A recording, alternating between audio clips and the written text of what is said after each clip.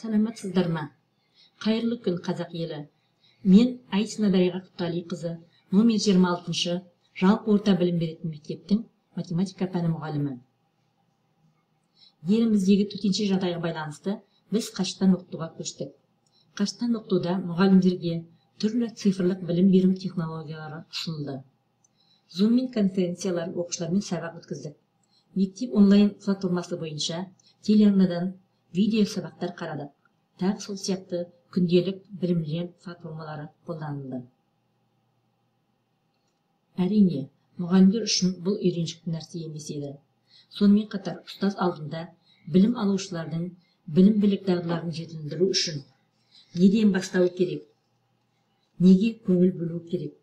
Қандай платформаны қолдансақ тиімді болады деген сұрақтар тұрды.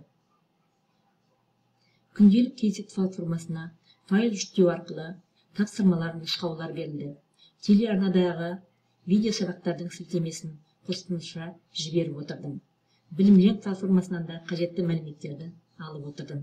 Бірақ оқушылар үшін қолжетімді байланыс құралы WhatsApp желісі болды. Әрбір білім алушы сабақ кестесіне байланысты ұсынылған оқыту ресурстары бойынша тапсырмаларды орындап, кері байланысқа шығып отырды.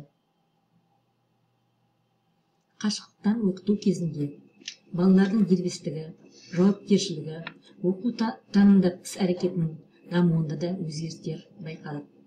Әр баланың тапсырмаларын тексеріп, жарайсың, керемет деген сөздермен қолдап, кейде түзетулер енгізіп, оқуға жетелеп отырдым. Қашықтан оқу негізінде оқушылар да, біз де көп нәрсеге үйрендік. Біз осылай қиындықтардың бәрін жеңе білдік. Себебі біз біргеміз, біз үйдеміз. Аман болайық.